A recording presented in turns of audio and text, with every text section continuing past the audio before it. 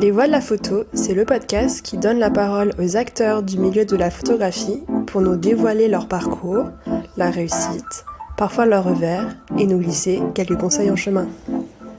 Avant de commencer l'entretien avec notre invité, je souhaite vous reparler de la plateforme de vente de matériel photo de seconde main MPB. MPB, c'est le vintage ou le back market pour les amateurs de photographie. Je suis sûre que vous trouvez votre bonheur si vous souhaitez acheter ou revendre du matériel photographique. Et maintenant, place à notre entretien.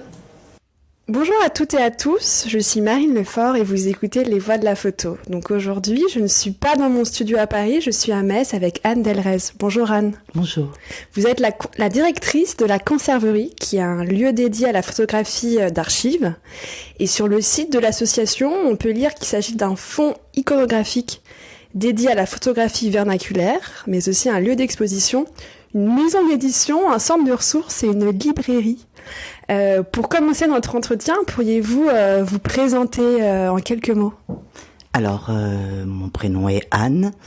Je suis effectivement responsable de ce lieu que j'ai créé et ouvert il y a maintenant 11 ans. C'est à Metz.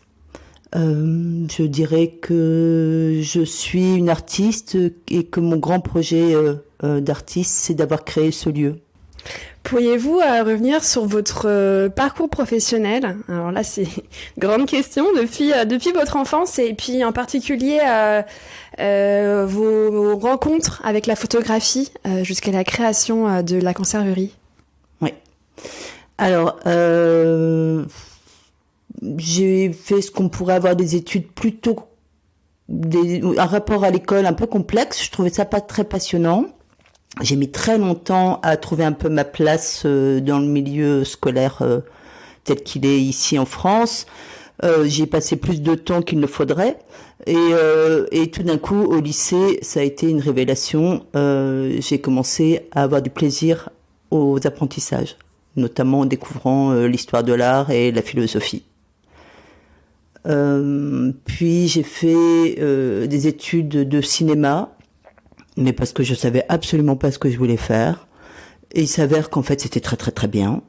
Mais j'ai fait en fait comme mon amie. J'avais une amie qui faisait une fac de cinéma et j'ai dit hop, ok d'accord, je vais faire la même chose parce que j'étais vraiment, j'en avais absolument aucune idée de ce que je voulais faire quand je serais grande. Je trouvais que juste regarder ce qui se passait autour de moi me convenait bien. J'ai des parents qui m'ont accompagnée, mais sans par exemple, j'ai jamais été voir quelles écoles existaient, tout ça. Et ce qui fait que voilà, j'ai fait comme les autres.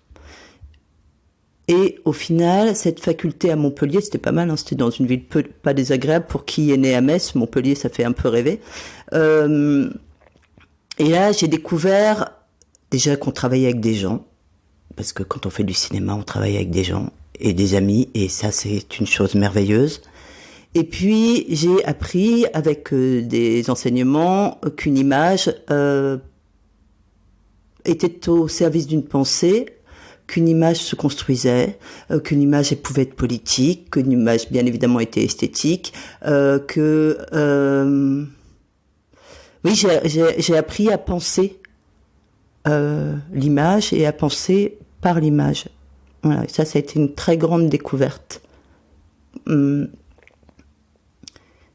Et par rapport à votre question qui était de la découverte de la photographie, c'est ça ? Il y avait oui, ça ? et du coup, à ce moment-là, quand vous avez fait ces études, est-ce que vous vouliez être à côté des créateurs d'images, enfin ou de photos ou de donc cinéma, images fixes ou images animées, ou alors du côté plutôt des historiens ou de voilà, est-ce que vous saviez déjà à ce moment-là de quel côté ? Non, j'en avais pas trop d'idées.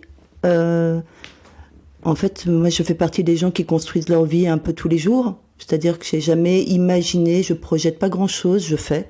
Et après, je réalise que oui, tout ce que j'ai fait, en fait, me menait là où je suis, là où j'ai fait. Donc, quand j'ai fait des études, quand j'étais en cours de théorie, je trouvais ça merveilleux. Quand je faisais des bouts de film avec mes copains, je trouvais ça merveilleux aussi. Je n'avais pas de... J'étais ravie d'apprendre et de penser. Voilà, c'était cela. Et vous avez fait des films ?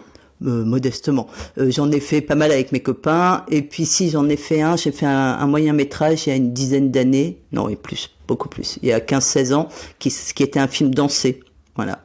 Mais pendant des années, pas du tout. Et je pense que si j'avais eu vraiment le souhait de faire du cinéma, j'aurais fait du cinéma documentaire. Voilà. Et ce qui est étonnant, enfin je trouve, c'est que j'ai commencé à faire une maîtrise non aboutie, et mon sujet de maîtrise était la place physique de la caméra dans le cinéma documentaire. Et je me rends compte maintenant que ce que je fais là avec l'archive de photographie de famille, et ce qui m'intéresse, c'est-à-dire ce qui tend les relations dès lors qu'il y a un appareil, c'est pas très loin de mon sujet de cinéma. Voilà. Et donc du coup, comment est-ce que vous êtes passé du milieu du cinéma à ceux de la photographie ? Quelles sont les rencontres ou les projets ? Alors j'ai la photographie, là aussi, c'était quand j'étais au collège et au lycée, j'avais des amis, Aline et Hélène, avec qui on faisait des photographies tout le temps. Alors ça allait de tous les mercredis après-midi, on allait faire des photomatons. Et c'est quand même un super exercice, le photomaton, sur l'image de soi, bien évidemment, et puis sur le côté extraordinaire et de rendez-vous et de rituels. Moi, j'aime beaucoup les rituels et le quotidien. Donc, on faisait beaucoup de photos. On partait se balader en vacances l'été et on faisait des photographies. On a fait des romans photos. Enfin, voilà, on a toujours fait des photographies. Et quand j'ai terminé mes études, les premières fois que j'ai gagné un peu de sous ou que j'ai fait des stages, c'était en tant que photographe de plateau. Voilà. Et je me suis rendu compte que la photographie a ça de plus aisé que le cinéma, c'est son temps. C'est-à-dire qu'un film, ça se pense, ça se monte, il faut trouver des sous, il faut trouver des gens. Ça prend minimum 3 ans. Et la photographie, on peut raconter quand même pas mal de choses. Et dans un rapport, oui, à la temporalité ou même à l'économie, beaucoup plus simple.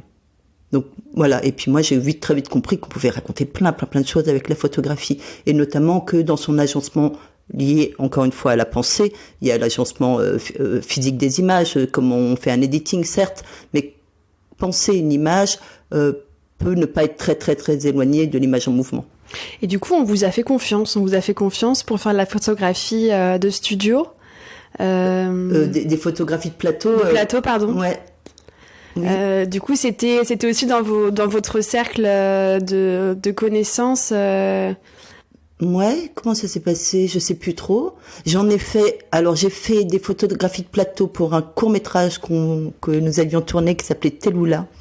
Et puis c'était bien. Et ensuite, la jeune femme qui était réalisatrice, qui s'appelait Violaine Bellé, a fait la Fémis. Et quand elle était étudiante à la Fémis, elle m'a invité à venir faire des photos de plateau pour un tournage. Puis un copain à elle a fait la même chose. Et voilà. Et puis un jour, ça m'a fait trop peur parce que je commençais à faire des photos de plateau pour des gros tournages. Et moi, je suis assez anxieuse. Et donc, j'ai arrêté. Et je suis retournée à mes photographies de la photographie que j'aime, c'est-à-dire de photographier les gens que j'aime et les petites choses. Et donc du coup vous avez fait, vous avez travaillé, vous avez fait quel choix du coup à ce moment-là en quittant du coup la photographie de plateau, pas de studio. Du coup vous aviez un peu une idée d'être archiviste ou d'être photographe pour faire des portraits. Alors j'ai fait aussi des portraits pour la presse, mais là aussi c'est une histoire de rencontre.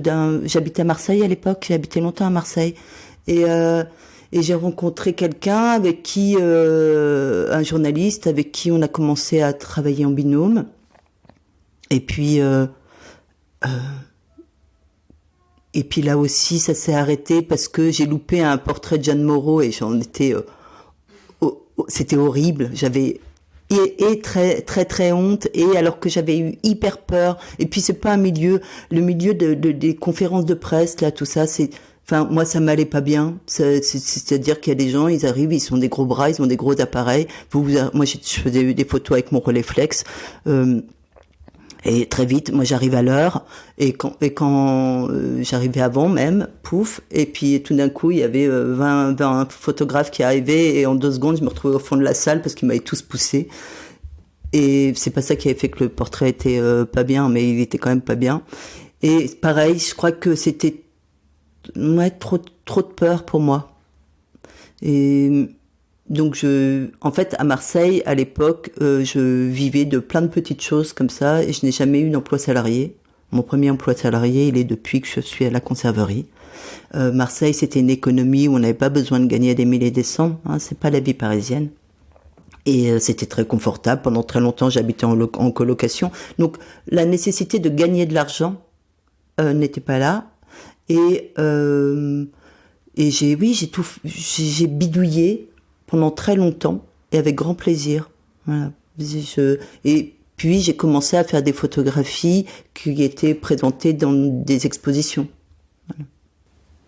Voilà. Du coup, vous êtes pas dans des expositions dans le cadre de galeries ou de festivals oui. ou Dans des galeries. Alors, dans des galeries d'art contemporain plus que dans des galeries dédiées à la photographie, puisqu'il y a quand même une petite différence. C'est pas moi qui le veux, c'est ainsi. Où je présentais des installations aussi. Et vous vouliez être, vous aviez l'idée d'être photographe artiste ou non, ça s'est vraiment fait au fur et à mesure Je pense que si j'avais mis en projection l'idée que je serais photographe artiste, j'aurais été terrorisée. Non, je faisais parce que j'ai beaucoup de chance. Moi, on est toujours venu me chercher. J'ai jamais cherché du travail. Je n'ai jamais été démarcher une galerie. Je n'ai jamais cherché un éditeur. Voilà, j'ai beaucoup de chance. C'est que vous pensez que c'est aussi grâce au contact aussi que vous vous êtes fait ou c'est... Ouais, c'est peut-être parce que je suis gentille. Non, je ne sais pas, mais oui, c'est une réalité. Alors, c'est peut-être aussi parce que de toute façon, je suis peureuse de fait. Je n'irai pas voir les gens parce que je suis gênée, alors que je sais bien que c'est absurde, donc c'est comme ça qu'il faut faire. Mais bon, voilà. Donc, le réseau, les rencontres sont très importantes d'être partant pour faire des choses. Oui, c'est ça. C'est vous rencontrez quelqu'un, vous devez y rester dans une structure, devez rester 2 jours, vous y restez 1 an, et c'est très bien comme ça, et c'est possible. Du coup, en parlant de projet, la conserverie, est-ce que du coup vous l'avez créé à ce moment-là ou vous aviez à ce moment-là du coup aussi des projets d'exposition quel est un peu le paysage au moment où vous avez créé ce lieu et pourquoi vous l'avez créé aussi? Alors, il y a plusieurs choses. Donc, pendant des années, j'ai fait des photographies que je montrais dans des expositions, et puis je travaillais avec des compagnies de théâtre pour lesquelles j'avais des cartes blanches. On avait monté une compagnie à Marseille qui s'appelait En Rondognon, et où moi j'intervenais de façon plastique sur des éléments de scénographie. Et puis je suis revenue vivre à Metz après presque 20 ans dans le sud. Pour des raisons personnelles ou pour l'histoire d'amour. Ce qui est quand même une bonne raison, et je pense que c'est la seule qui fait qu'on... Alors là, vous avez de la chance, il fait beau, mais c'est quand même pas tout le temps le cas. Et donc voilà, c'était un peu le moteur. Et quand je suis revenue dans la ville de mon enfance, j'avais déjà plein de photographies qu'on nomme vernaculaires, mais que j'aimais appeler photographie de famille, que j'avais récupéré dans les poubelles. Donc j'en avais déjà plein, et j'avais déjà, lors de mes expositions personnelles, souvent, c'est arrivé plusieurs fois, on pouvait prendre une de ces photos en échange on me donnait autre chose, et on pouvait partir avec une de ces photos. Et ça, c'est une chose que j'ai gardée, c'est-à-dire l'endroit de passage et l'endroit d'échange. Donc il y a eu ça plusieurs fois, et je suis revenue donc ici, avec aucune idée de ce que j'allais faire quand je serais grande, mais j'avais déjà 37 ans, je pense.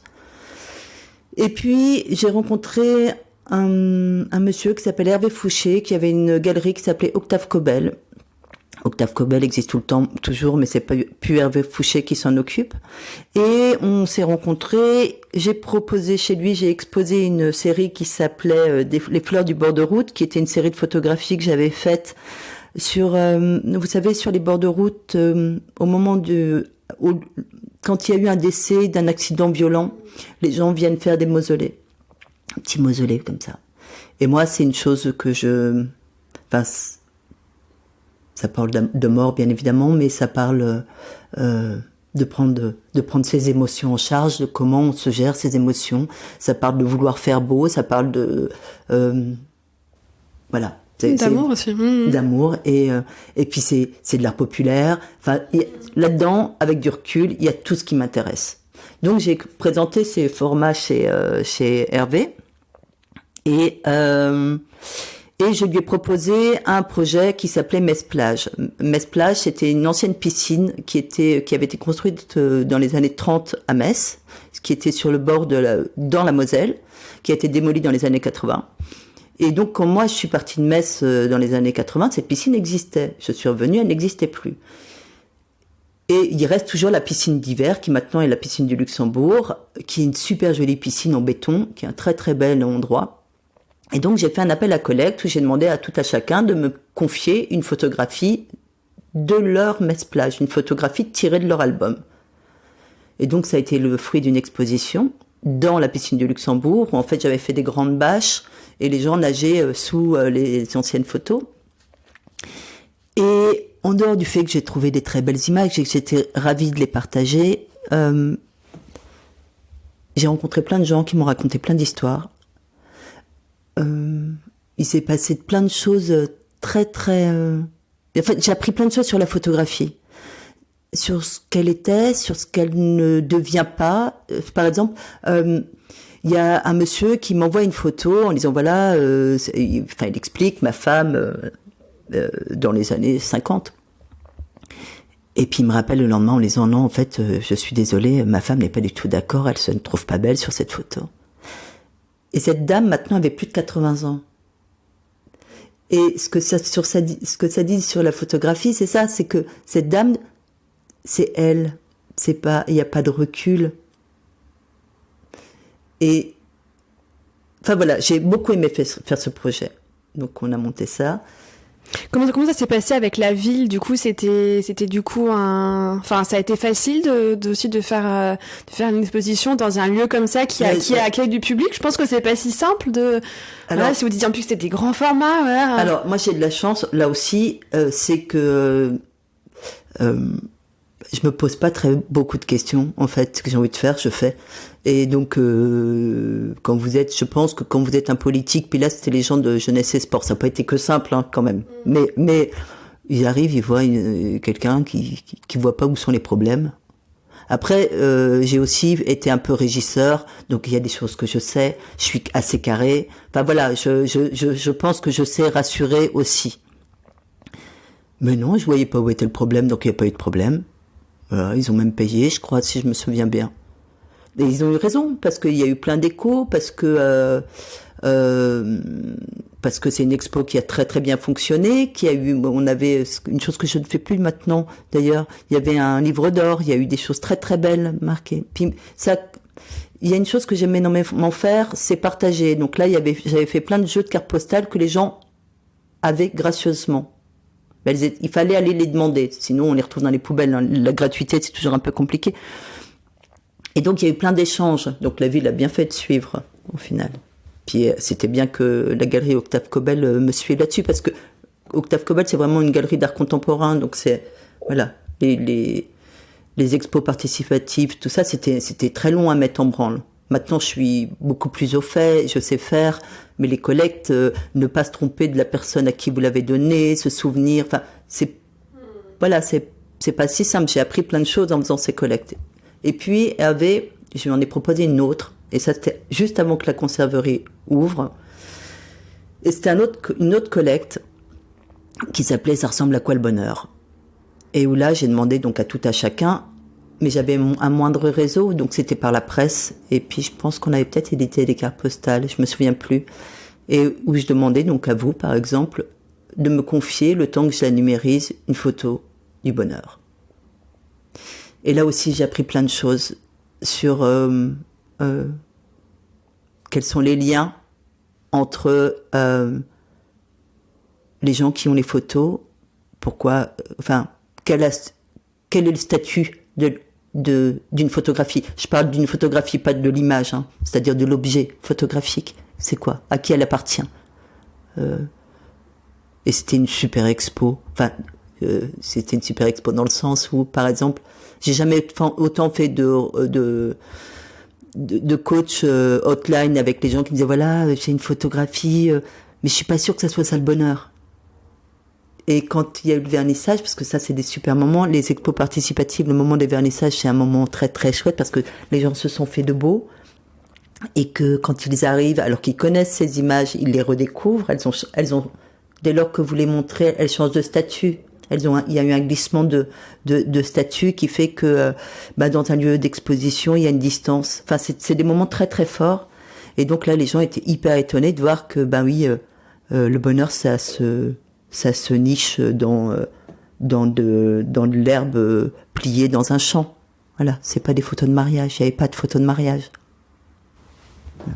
Et du coup, cette exposition, elle était dans la conserverie ou dans la galerie? Elle était chez Octave Cobel. La conserverie n'existait pas encore. Je venais d'accoucher. J'ai eu une énergie pendant ma grossesse, un truc que je souhaite à toutes les femmes et les hommes aussi. Allez hop, c'est ce que je vous disais tout à l'heure. Moi, je suis un peu peureuse. Enfin, oui. Et là. Pendant les 9 mois de grossesse, j'avais une énergie débordante.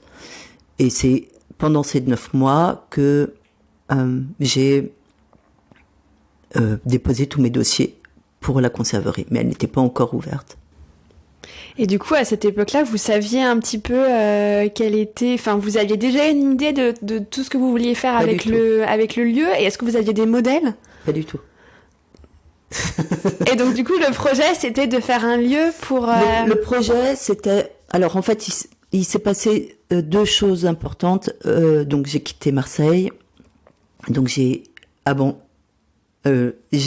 quitté mes amis, et donc mes amis avec qui je faisais plein de choses, la compagnie de théâtre avec lesquels je bossais, les gens avec qui je faisais des petits bouts de trucs, les structures avec lesquelles je gagnais un peu d'argent aussi.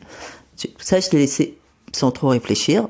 Et donc, Et vous ne pouviez pas, continuer à distance. Pour vous, c'était trop compliqué. Trop. Ah ouais, non, mais je me rends pas. Enfin, puis ça me ressemble pas trop. Ouais. Enfin, c'est. Moi, je suis une vraie solitaire. Donc, si je me retrouve seule, je fais seule. Donc, j'ai fait seule la conserverie. Enfin, avec le père de mon fils qui m'a quand même beaucoup, beaucoup aidé à monter cette structure et qui s'est beaucoup occupé de son fils pendant que moi j'étais en train de m'occuper de tout ça. Et lui, il avait quel profil? Il était aussi dans le milieu de Non, il était cadreur de cinéma. D'accord. Qu'est-ce que je disais? Et du coup, ce lieu, le projet que vous avez proposé à la ce mairie. Que je disais, ce qui venait de changer, c'était ça, que je vienne ici, donc je perde mon réseau, et que ma meilleure amie est décédée. Et le décès de cette amie avec laquelle j'ai fait toutes mes premières photos, et à son décès, j'ai découvert chez elle tous les albums photos qu'elle faisait. Que moi, j'avais jamais fait d'album photo. J'avais plein de photos, mais je faisais pas d'album. Et j'ai vu toute notre vie, toute ma vie, dans ces albums à elle. Et ça a été une chose qui m'a retournée, vraiment. En fait, autant je vais beaucoup chez les gens et je regarde leurs albums, mais je crois, jamais regardé les albums de ma copine, et avec moi dedans. Et donc, avec sa lecture, de notre quotidien, notre rigolade, et puis les photos qu'elle a gardées, puis les photos que je ne connaissais pas. Se découvrir sur une image qu'on ne connaît pas. Enfin, voilà. Et donc, suite à son décès, moi, j'ai fait des albums. Pendant toute ma grossesse, je montais la conserverie et je faisais des albums en parallèle. Toutes mes photographies qui étaient dans des boîtes, j'en ai fait des albums. Et donc, j'ai ouvert cette conserverie avec l'idée de pouvoir proposer, la prétention n'était pas autre, de pouvoir proposer à aux gens qui peuvent pas garder leurs images, de les garder pour eux. C'était ça un peu la base. C'était pas avec, et pareil, je projette pas beaucoup de choses. C'est-à-dire que je prends des stagiaires de 3e, parce que je me dis que les stagiaires de 3e qui ont envie de faire un stage dans un lieu comme la Conserverie, ils sont mimi, donc je les prends. Et puis il s'avère que souvent ils sont très débrouillards, puis drôles. Et une fois, il y a une jeune fille lors de son questionnement pour son rapport de stage qui me dit, mais alors en fait, vous êtes condamnée à rester là jusqu'à la fin de vos jours. Et en fait, je n'y avais jamais pensé. Et ça m'a créé une crise d'angoisse terrible. Mais donc, voilà, j'ai créé un lieu d'archives sans imaginer qu'effectivement, j'étais un peu liée à cette chose-là pendant très longtemps. Puisque, effectivement, c'est ce que me disait cette jeune stagiaire, elle avait assisté à des gens qui venaient faire don d'images, et elle me disait, mais en fait, les gens ne font pas don à la Conserverie, c'est à vous. Et c'est vrai. Et comment les projets ont évolué donc depuis l'idée originale d'être un lieu où pour recevoir des photos de famille, comment le lieu a évolué et jusqu'à aujourd'hui, quels sont les projets que vous menez? Alors, je vois que c'est très organique, mais voilà, est-ce qu'il y a quand même des axes un petit peu des rencontres, j'imagine. Ouais, voilà, c'est des rencontres, c'est aussi comprendre des choses. Donc je suis pas archiviste, je suis pas historienne. Hein. Et j'ai appris à maîtriser un peu les archives, à savoir un peu à pas faire. En fait, j'ai appris à pas faire de grosses bêtises en fait. Voilà, ça oui. Et généralement, maintenant, autant la première année, il y a eu des couacs, il y a des photos, je sais plus qui les a données. Bon, c'est pas des centaines, mais quand même, c'est gênant. Ça n'arrive plus. Enfin voilà, je ne fais pas de tort aux archives. Mais je pensais garder des objets photographiques. Et pareil, si j'avais imaginé qu'un jour, je serais amenée à aller dans un EHPAD chercher des photographies de quelqu'un qui m'appelle pour le faire, je sais pas si j'aurais monté ce projet. Voilà. C'est-à-dire que je ne garde pas que des objets photographiques, je garde des histoires. Et je garde des fois pour des gens qui sont tout seuls, il n'y a plus personne. Et donc je garde leur vie. Et comment les gens savent, enfin comment vous communiquez sur la conciergerie Enfin comment par exemple là cette personne ou cette famille peut avoir connaissance de ce presse. lieu. C'est la presse quand même qui. Ouais, c'est la presse. Du coup vous montrez les images parfois. Enfin est-ce que alors comment ils savent voilà. Je sais pas parce que moi donc moi je suis toute seule. Pour tout le couteau suisse là que j'ai monté, je suis toute seule. Donc il y a plein de choses que je ne fais pas. Et je cours toujours après le temps, il me manque toujours 9 heures pour en faire 10 quoi. Et donc la communication qui devrait être le truc sur lequel d'abord parce que c'est pas ce qui m'intéresse le plus. Et puis dans la réalité, j'ai déjà toujours 4000 photos de retard. Donc voilà, il y a des gens qui me disent est-ce que vous avez besoin de photos? Non, moi j'ai pas besoin. C'est un service public en fait, voilà. Et les gens, ils sont faits parce qu'il y a du bouche à oreille, et puis parce que, par contre, je communique sur les expos, et puis j'ai des livres dont on parle.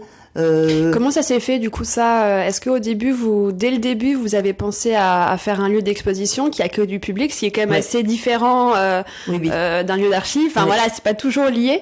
Est-ce que dès le début, vous aviez aussi l'idée de faire des livres? Enfin voilà, est-ce que Oui. Enfin non, les livres pas tout de suite. Non, le premier livre que j'ai fait à la Conserverie, Charles et Gabriel existait déjà, c'est mon tout premier livre et c'est un peu la jeunesse du projet de la Conserverie, mais c'était avec une édition de Marseille qui s'appelle Le Port à Genis. Mais mon tout premier livre, c'était pas du tout prévu que je le fasse, et c'était un livre d'une artiste qui s'appelle Pascal Robert, et c'était un catalogue d'exposition qui s'appelait La Tarte flambée. Et en fait, je l'ai fait parce que toute l'exposition avait été pensée et produite pour la conserverie et que je trouvais ça tellement aimable que je me suis dit, bah tiens, je vais bien trouver 2 francs 6 sous pour éditer. Voilà, ça s'est fait comme ça. Mais après, j'ai pas pensé circuit de diffusion, distribution. Enfin voilà, c'est tout le travail de la conserverie est empirique. Et du coup, les artistes que vous montrez, c'est des artistes contemporains. Du coup, là, dans ce cas de cette photographe, donc c'est elle vraiment... fait du dessin. Pardon, dessin. Et donc, du coup, dans les expositions, ça va plutôt être des artistes vivants. Et les archives, bon, évidemment, il y a aussi des personnes vivantes, mais en tout cas, on est plutôt sur des archives. Du coup, les archives ne sont pas exposées. C'est ça. C'est vraiment Il y a tout. Et pareil, puisque je suis seule, que j'ai de l'argent public, mais pas énormément, je fais un peu ce que je veux. Et ça, c'est quand même très bien. Donc c'est aussi pour ça que je peux diriger une structure. C'est que c'est pas une énorme machine et que je suis très libre. Voilà. Donc effectivement, je montre des images du fond. Et puis j'invite des artistes à travailler à partir des images du fond. Vous les trouvez comment, pardon, ces artistes? C'est des gens qui viennent à vous ou c'est vous qui les découvrez Il y a les deux. Mais moi je manque de temps, pareil, donc je fais pas du tout un travail de recherche comme je le devrais. Je découvre assez peu de gens en fait. Je devrais pas m'en vanter. Et puis je m'en vante pas, mais j'ai un vrai problème de temps. Moi j'arrive déjà pas à partir de Metz. Je ne vais ailleurs que parce qu'on m'invite pour travailler. Voilà. Donc j'ai de la chance, je vais faire des expos ou des conférences à Strasbourg, en Bretagne, en Belgique, mais je ne vais jamais ailleurs parce que je vais que pour bosser. Donc. Et est-ce que vous voudriez être aidé? Enfin, est-ce qu'il y a aussi, enfin, évidemment c'est une petite structure, mais est-ce que vous préférez à présent que ce soit vraiment votre projet avec les choix que vous pouvez faire, ou est-ce que vous souhaitez être plus? Est-ce que c'est des contraintes de budget? Alors il y a des contraintes de budget. Aussi une volonté? Enfin, ça peut aussi être. Alors il y a une contrainte effectivement de budget. Moi, faire des projets qui vont se réaliser dans 4 ans. Et qui doivent remplir toutes les cases pour aller dans tel appel à projet, dans tel projet, ça m'ennuie d'avance. Ça veut dire qu'une fois que c'est fait, j'ai plus envie en fait. Ça m'a tellement éreinté de faire des dossiers. Enfin, c'est quand même très lourd tout ça. Normalement, toutes les autres structures, ils sont plus nombreux pour un. Moi, l'archive me prend tellement de temps. Il y a 45 000 images donc qui ont été numérisées et indexées. Donc ça me prend tellement de temps que faire des projets qui rentrent dans toutes les cases, voilà. Donc cette structure, il faudrait qu'il y ait d'autres gens parce que d'abord il faudrait qu'il y ait une économie plus conséquente parce que le lieu commence à être petit. J'ai des personnes qui viennent en stage ou en service civique et c'est fort agréable, mais on est quand même esquiché dans le lieu. Il faudrait passer à une autre échelle, et à la fois une autre échelle demande des contraintes telles, politiques notamment, voilà. Et actuellement, vous êtes, c'est une vous êtes une association, mais du coup, c'est une subvention que vous avez. J'ai plusieurs partenaires, oui. C'est la ville ou c'est? La ville, c'est la plus petite subvention, ça devrait être la plus grosse. Oui. Donc non, j'ai une aide de la DRAC, de la région Grand Est, du département et un tout petit peu de la ville. C'est agaçant. Et du coup, c'est des aides qu'il faut renouveler tous les ans. Et de plus en plus, il faut faire des aides au projet, c'est-à-dire l'argent de fonctionnement est de moins en moins évident, donc il faut faire des aides au projet. Donc il faut que j'ai des bonnes idées et que je les mène. Quels sont du coup là on touche des sujets, mais quelles sont les difficultés que vous vivez au quotidien, où vous avez vécu et vous allez vivre dans la gestion d'un lieu comme ça? Le rapport à une économie d'abord qui n'est pas stable, c'est-à-dire qu'à chaque fois qu'il y a les élections, il faut refaire. Des partenaires qui qui comprennent pas très bien que je suis seule pour faire tout ça et qui trouvent ça assez merveilleux quand même que ça existe, mais on fait des réunions ou alors ils m'appellent et puis ils demandent de charger du personnel.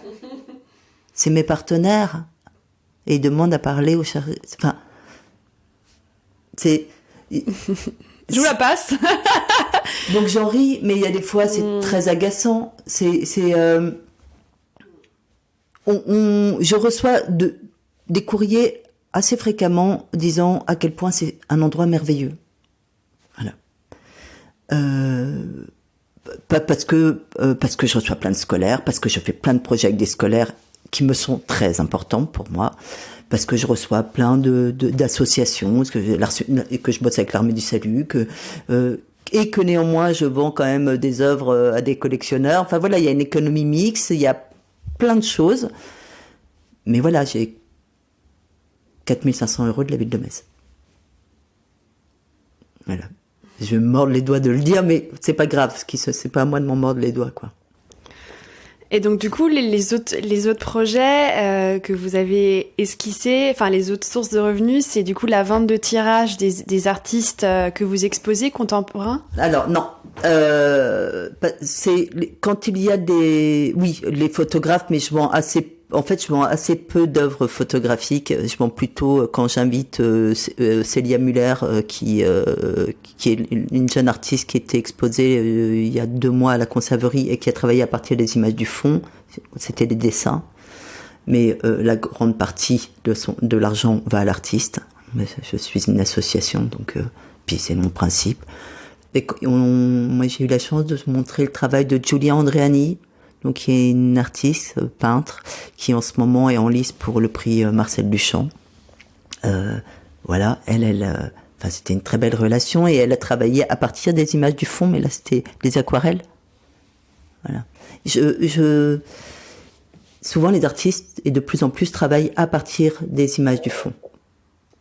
Mais je vends assez peu de tirages de... Ils ont des galeries la plupart du temps, c'est ça? Ouais. Ils font des projets avec vous, mais la commercialisation, entre guillemets, se fait plutôt avec... Puis je suis pas très forte pour la commercialisation. C'est un autre métier, non, mais puis je peux pas alors moi voilà, je crois à l'éducation populaire. Moi je passe beaucoup de temps à faire venir des élèves. Oui, exactement. Mais je suis très claire avec les artistes qui exposent à la Conserverie en disant que c'est pas avec moi. Moi je vais payer leur déplacement, quelques sous de prod et c'est tout. Par contre, je vais faire un vrai travail de médiation avec des petits, des moyens, des grands et que le travail de médiation sera toujours fait. Personne ne sera laissé à la porte de la galerie sans être accueilli. Et voilà. Moi, mon engagement, c'est ça. Il est de l'ordre du partage. C'est pas avec moi que les artistes gagnent bien leur vie. C'est très bien qu'il y ait d'autres galeries qui soient autres. Non, mais chaque lieu a son, comment dire, pas son rôle, mais en tout cas a c'est ça. Voilà. On accompagne tous. Voilà, c'est ça. Voilà. Et donc du coup, les écoles ou les institutions avec lesquelles vous travaillez qui viennent voir les expos, c'est vous qui allez les chercher ou vous avez réussi à tisser des liens avec les écoles et du coup régulièrement les enseignants vous contactent. Comment ça se passe aussi C'est jamais les mêmes enseignants, ça tourne aussi. En fait, j'ai quelques professeurs qui sont un peu, comment on appelle ça, des référents culture dans les établissements scolaires. Et il y a quelques référents culture, notamment dans les lycées professionnels, avec lesquels je travaille. Et mes médiations ou mes ateliers sont toujours très en mouvement, c'est-à-dire que j'avais montré une exposition qui s'appelait Icône, qui parlait vraiment de photographie et de comment on construit une image, et où c'était après l'élection de Monsieur Macron et à la sortie de son portrait officiel. Où moi, j'en suis tombée le cul par terre de cette image. Alors c'est là que je me suis sentie vieille et que je me suis dit, non, mais moi qui, voilà, bref, ça a été Sur la construction de l'image du pouvoir, pour moi, ça a été un truc très, très déstabilisant. Et donc, j'ai présenté à la Conserverie une expo avec tous les portraits des présidents de la Ve République. Et ici, à la ville de Metz, il y a un archiviste fort bien qui avait archivé tous ces portraits dans leur cadre d'origine. Et donc, ils m'ont prêté tout ça. Et j'ai reçu plein d'écoles. Et là, pour la peine, j'ai envoyé à tout le monde en disant « Venez avec les marmots voir ça ». Et en fait, il n'y a pas eu de médiation à proprement parler. On a juste parlé de ce que c'était qu'un portrait. On a juste parlé de ce que c'était que l'histoire. Et se rendre compte que l'histoire sociale, ou notre histoire, est en fonction de notre âge, de notre milieu social. Par exemple, il y avait le portrait de François Mitterrand, et donc je demande aux collégiens s'ils savent un peu qui est ce monsieur, s'ils savent un peu ce qu'on lui doit ou ce qu'on lui doit pas, pensant qu'ils allaient parler, oui, la démocratisation de la culture ou de la peine de mort, par exemple. Et là, il y a un jeune homme qui me dit ouais, il a fermé les mines. Et oui, c'est ça l'histoire. Moi, mon statut de bourgeoise, née dans les années 70, fait que, oui, on lui doit la démocratisation de la culture. Moi, la Conserverie, je la dois à Jacques Lang. Enfin, voilà, c'est toute ma culture, ça. Et lui, oui, il a fait fermer les mines et il les a laissées comme des crottes. Et c'est ça l'histoire. Et donc, la médiation par rapport aux images, ce type d'images, c'est-à-dire les images que l'on connaît, que ce soit la photographie de famille ou cette exposition que j'ai montrée, qui est un peu éloignée de mon champ de compétences, mais comment on construit une image, qu'est-ce qu'une image, qu'est-ce qu'elle porte avec elle, et qui rentre en écho avec nos connaissances. Parce que donc moi je pense qu'une image ne donne pas grand-chose à voir, elle est, et que vous arrivez avec votre bagage culturel, avec vos émotions, avec votre histoire, avec le fait d'avoir bien mangé, pas bien mangé, bien dormi, avoir un amoureux, ne pas avoir d'amoureux, tout ça. Et c'est ça qui va faire vibrer une image. Voilà. Et donc je me suis perdue dans ce que j'étais en train de vous dire, mais que voilà, les élèves, je travaillais vraiment beaucoup à recevoir des scolaires. Voilà, je me suis complètement perdue. Mais non, mais c'est très intéressant parce que effectivement, on voit pas la même image. Enfin, chacun ne voit pas la même image en fonction de notre effectivement autant du jour même que de notre histoire personnelle et dans le contexte des images de famille ou des images d'archives, c'est encore plus fort, je pense. Enfin, c'est parce qu'il y a un lien qui est une lecture qui est très personnel, enfin qui est encore plus personnel, enfin. Oui, il y a des gens par exemple qui détestent. Qui détestent les photos, c'est ça? Ouais, qui détestent ce lieu, tout ça. Enfin, et puis je comprends très bien. Mais pourquoi ils détestent? Ils vous disent qu'ils comprennent pas que ça vaut pas la peine. Enfin, qu'est-ce qui ça? C'est très intéressant. Il y a des gens qui trouvent ça hyper impudique. Moi, je me souviens quand Annie Dupéré avait sorti ce bouquin. Putain, j'ai l'impression d'avoir 120 ans quand je vous parle. quand Annie Dupéré avait sorti un bouquin qui s'appelait Le Bois de Noir, qui était. Alors, ma grand-mère avait ce bouquin, parce que je sais pas qui lui avait offert ça. Et il y avait des photos de sa famille. Ma grand-mère était outrée. C'était très très impudique. Comment moi, mon grand-père, il est mort avant que je monte à la Conserverie, mais je l'aurais fait mourir. C'est vraiment un truc. Qu'est-ce que c'est que cette façon de s'étendre et de se donner à voir? Et alors il y a des gens qui trouvent ça impudique, et c'est pas que générationnel. Il y a des gens qui ne comprennent absolument pas qu'on puisse se déposséder de ces images. Ça, c'est aussi culturel. Et quand j'ai ouvert, on comprenait absolument pas l'intérêt de ce truc. Et puis, maintenant, les gens sont persuadés qu'il y en a une dans chaque ville. Donc en 11 ans, maintenant, très souvent, les gens disent la Conserverie de Metz. Non, il y en a qu'une. Voilà. C'est-à-dire, mais comme quand j'ai sorti Charles et Gabriel, donc l'histoire des photographies de mon grand-oncle et ma grande-tante, donc ce livre est sorti en 2003, on pensait que c'était moi qui avais fait un travail de mise en scène et que j'avais fait poser les gens à la façon dont on pouvait poser dans les années 40. Et pourtant, c'est quand j'avais été voir des éditeurs, et c'était des éditeurs dédiés à la photographie. On est bien d'accord que maintenant c'est évident que ce sont des images documents et que je ne suis que la personne qui les a mis en partage. Et ben la conserverie c'est un peu pareil. J'ai ouvert, on ne comprenait absolument pas, et maintenant mais c'est évident pour tout le monde, et on n'arrête pas de me dire mais vous voudriez pas en ouvrir une à tel endroit, et vous voudriez pas en ouvrir une à tel endroit. Voilà. Et vous connaissez d'autres personnes qui ont ouvert un peu des lieux comme le vôtre? Non. Alors il y a des lieux un peu marchands, donc qui sont pas de l'ordre de la conservation. Non. Mais alors je pense qu'il y a une raison. Parce que moi, en 10 ans, 11 ans, là, il y a plein de gens qui arrivent en me disant « Anne, est-ce que vous voudriez pas nous accompagner dans le fait de monter un projet comme le vôtre ?» Donc moi, je vais être chef de personne d'autre que de moi-même. Donc ça m'intéresse pas, ça. Puis je fais déjà trop d'administratif, j'ai pas du tout envie d'en faire plus. Il y a ça. Et aussi le fait que...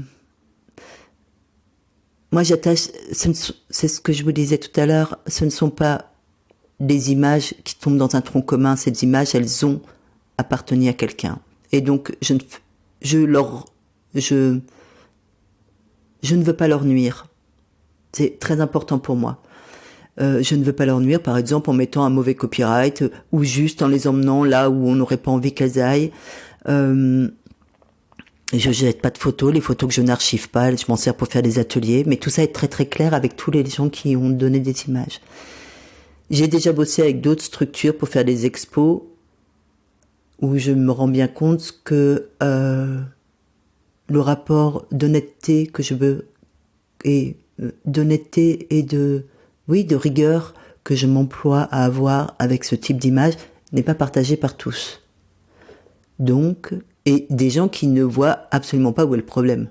C'est-à-dire qu'on fait une expo participative, on oublie d'inviter les gens qui ont filé qui ont prêté des images, puis ça pose pas trop de problèmes.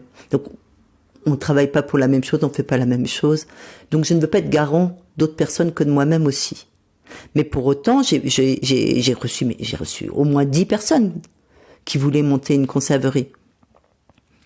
Et puis après, ils me demandent combien d'argent je gagne. Et d'après, ils font pas.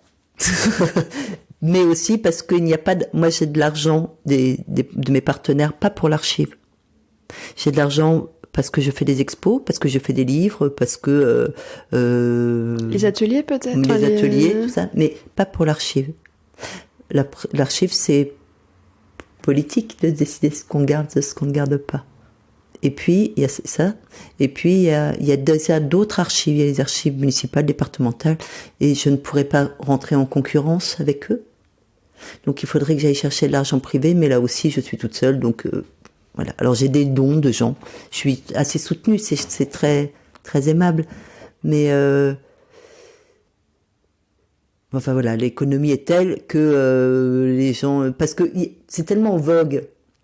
Effectivement, il y a des gros collectionneurs. Oui, il y a beaucoup d'argent. C'est pour ça que je pense que la photographie vernaculaire, d'archives, de famille, a en ce moment, depuis quelques années, depuis 10 ans, ouais. Voilà, on peut dire renouveau, mais en tout cas, il y a une attention particulière qui est.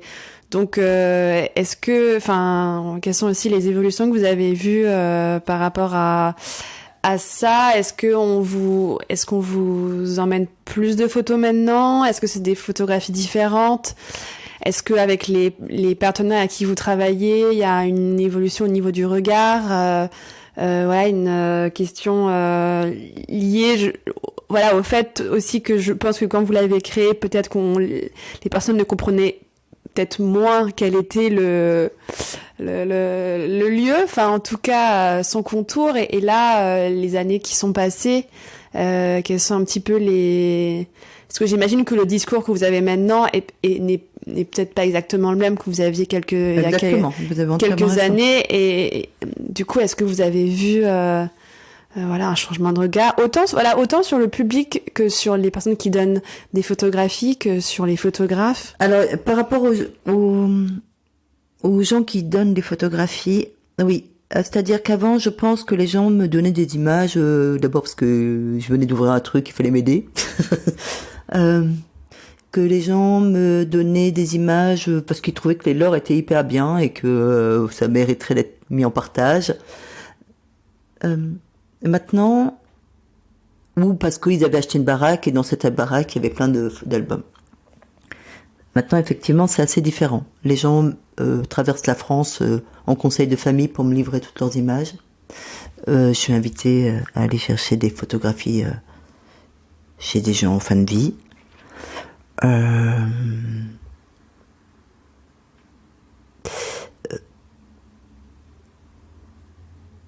Et puis là, par exemple, il y a un monsieur qui vient la semaine prochaine avec sa dame. Eux, ils ont déjà fait tout le travail d'indexation, d'inventaire. C'est un énorme fond. Il y a 8000 images, je crois. Ils ont déjà tout numérisé. Et en fait, ils ont choisi de les donner à la conserverie parce qu'à la conserverie, il peut leur arriver des choses. Donc là aussi, je suis très claire en disant, vous savez, il y a quand même plus de chances qu'il leur arrive rien que quelque chose. Et en fait, ils ont vu mon bouquin du vent au bout des doigts. C'est comme ça qu'ils ont découvert ce lieu. Et voilà. Et l'idée que la photo de leur famille, un jour, soit décontextualisée. Puisque moi, le travail que je fais, à part de rares exceptions, je décontextualise ces images. Il ne reste qu'un copyright avec le nom du donateur.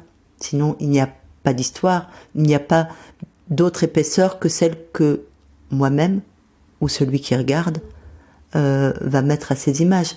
C'est une dame qui s'appelait Madame Pemerle, qui a donné beaucoup d'images à la conserverie, qui est décédée depuis, une dame pour qui j'ai énormément d'affection quand je l'ai rencontrée, mais aussi pour l'enfant qu'elle a été, la jeune femme qu'elle a été, puisque je connais toutes ces images-là, et qui disait, une fois que j'avais un peu terminé le travail d'inventaire et que je lui avais envoyé un grand tirage que j'avais fait faire d'après une de ses diapos d'elle petite, et elle disait, ah ben en fait maintenant je sais pourquoi je vous ai donné ces images, qu'est-ce qui a fait que ça arrive chez vous.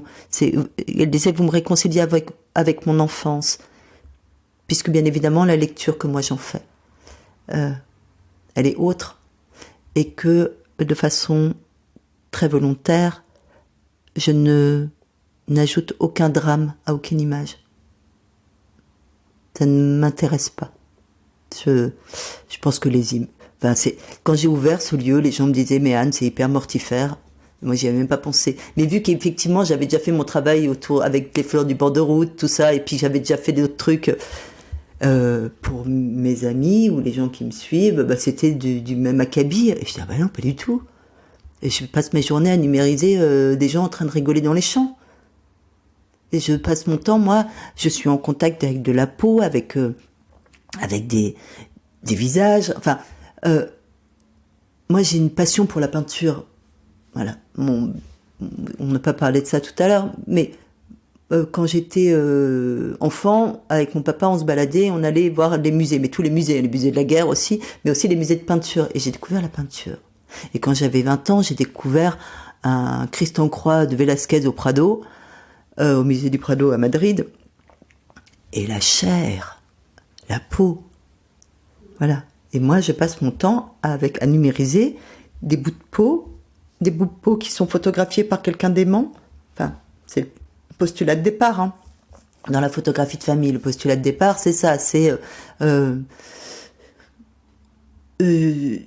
autour de moi, il n'y a que des sujets de ma propre histoire que je vais photographier. Et vous êtes mes merveilleux sujets, c'est ça. Et sous couvert de vous photographier, je parle de moi. On n'est pas la photographie de famille depuis que la démocratisation des appareils, c'est-à-dire les années 50, 60, c'est pas très loin de ce qui se passe sur les réseaux sociaux. C'est quand même un grand mensonge. Tout est beau. Les gens s'engueulent jamais. Les adolescents, dès lors qu'ils ont des boutons, pouf, ils disparaissent pendant quelques années des albums. Enfin voilà, c'est pas très loin de tout ça. Et le chef de ce que l'on garde, c'est celui qui photographie. Cependant, c'est un constant dialogue entre celui qui est photographié, celui qui photographie, et dans une famille où on a l'habitude de cette pratique, par exemple, dans le fonds Pommerle, dont je vous parlais tout à l'heure, c'est Madame Pommerle a livré 100 ans de photographie, donc 3 générations, et c'est plus de 5000 images. Et il reste encore des négatifs que j'ai pas numérisés. Et les enfants qui sont devenus les parents, mais le père qui est devenu le grand-père, photographie les enfants, puis les petits-enfants depuis qu'ils sont nés dans une pratique quotidienne, et c'est un aller-retour, et les enfants savent très bien ce qu'on attend d'eux. Et c'est la construction d'un mythe. Et moi, je suis hyper sensible à ça, à comment la photographie, c'est un outil. Un outil d'ego, dans ce cadre-là. Ouais, j'essayais de voir si j'étais un peu trop, ça y est, je trouve plus mes mots,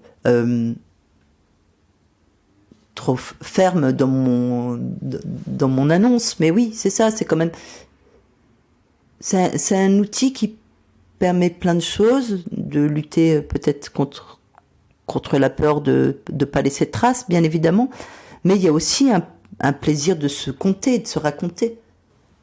Et est-ce que vous auriez des conseils pour un photographe qui travaille en ce moment, vu que vous travaillez avec des photographes contemporains et que aussi vous avez toute la journée les yeux sur des photographies, est-ce que vous auriez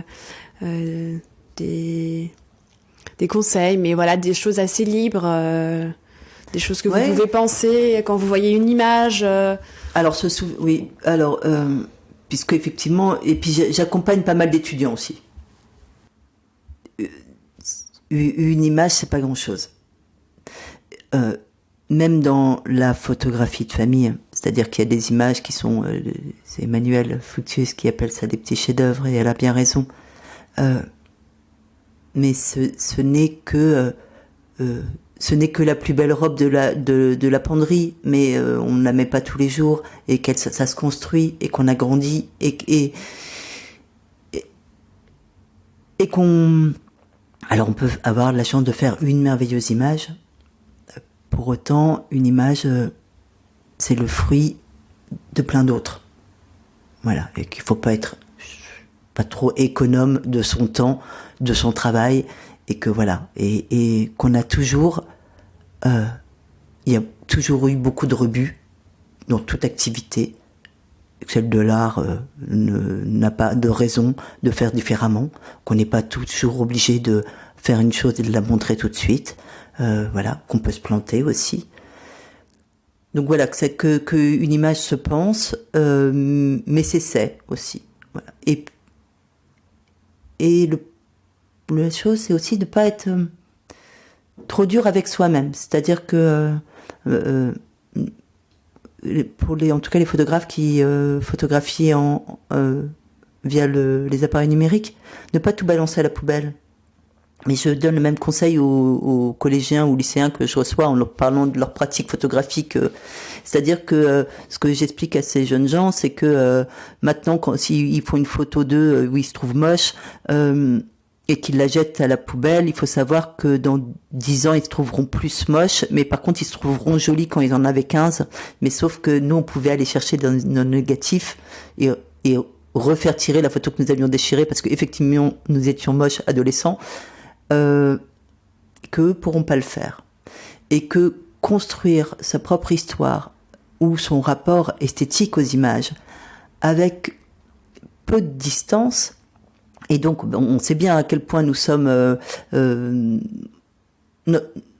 notre esprit critique ou esthétique est en fonction de plein de schémas d'habitude, depuis le rapport à la publicité, c'est que toutes les images que nous voyons toute la journée fait que nous construisons des images, parfois mentales et parfois physiques, et que la notion du beau est sensible et en fonction de ça aussi, et de le rapport au corps, comment on se tient. Par exemple, dans le rapport qu'on entretient à la photographie, et il y a celui qui photographie. Maintenant, il y a cette fameuse... il y a toujours un signe corporel de gêne. Ça peut être la main sur les hanches, ça peut être se tenir à une feuille ou à une branche, ça peut être faire la bouche de canard, ou les fameux signes des doigts là, qu'il y a maintenant beaucoup sur toutes les images. C'est un marqueur de gêne, de comment on lutte avec l'autre qui va prendre toutes ces images. Si on ne garde que ces images-là et qu'on balance toutes les autres à la poubelle, ça devient tellement pauvre, c'est une caricature. Or, chacun de nous, là je parle pas que des photographes, on vaut mieux que la caricature de nous-mêmes. Voilà, donc c'est pas vraiment un conseil. Si, c'est un conseil, ne pas trop jeter et être... ça prend pas de place, c'est bon, on peut garder des images et la lecture qu'on en fera 20 ans après, mais de son propre travail photographique est pas du tout la même. On n'aime plus les mêmes photos, on regarde plus la même chose, voilà. Super. Est-ce qu'il y a quelque chose d'autre sur lequel on est passé vite C'est un lieu d'archives, la conserverie, où donc... oui, je veux bien qu'on vienne là-dessus parce que c'est important. J'ai dit plusieurs fois que mon intérêt était de pas nuire.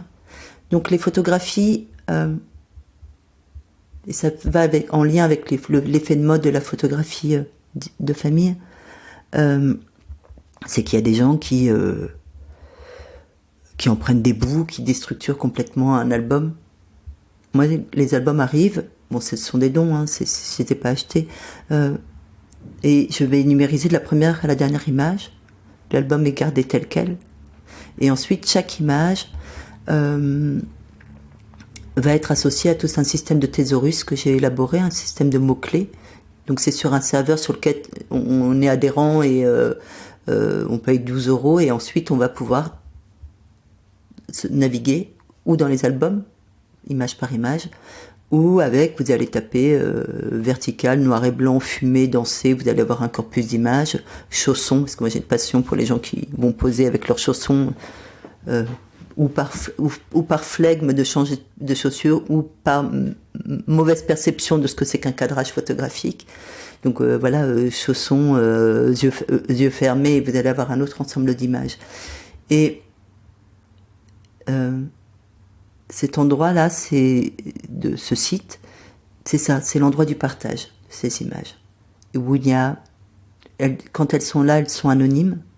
Par contre, si vous empruntez une image, parce que les gens peuvent emprunter des images pour faire des livres ou pour faire plein de choses, quand vous l'empruntez, là, je vous demande de nommer le copyright de la personne qui l'a donné, mais sinon elles sont anonymisées. Et donc, on parle vraiment de la pratique de la photographie.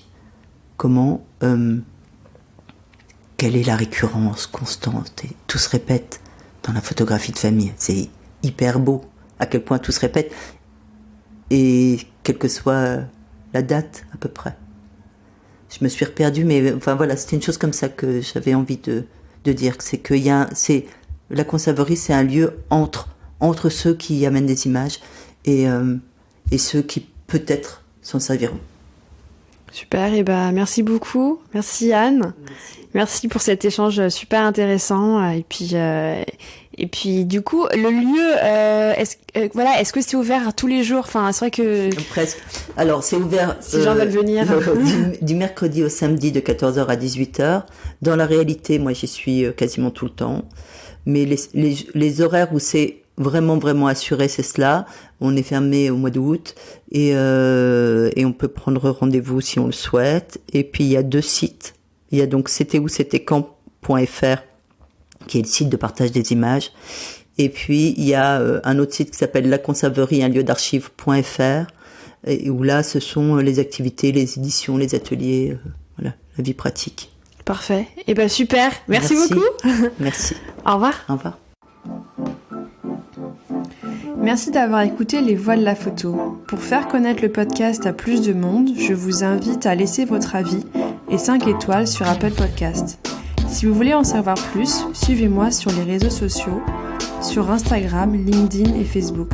Vous me trouverez sous le nom de Les Voix de la photo. Aussi, si vous souhaitez suivre mes futurs projets, je vous invite à m'indiquer votre email en cliquant sur le lien que vous trouverez dans la description de cet épisode. Pour finir, N'hésitez pas à me contacter sur les réseaux sociaux pour me faire part de vos remarques et m'indiquer les personnes que vous aimeriez entendre. À très vite!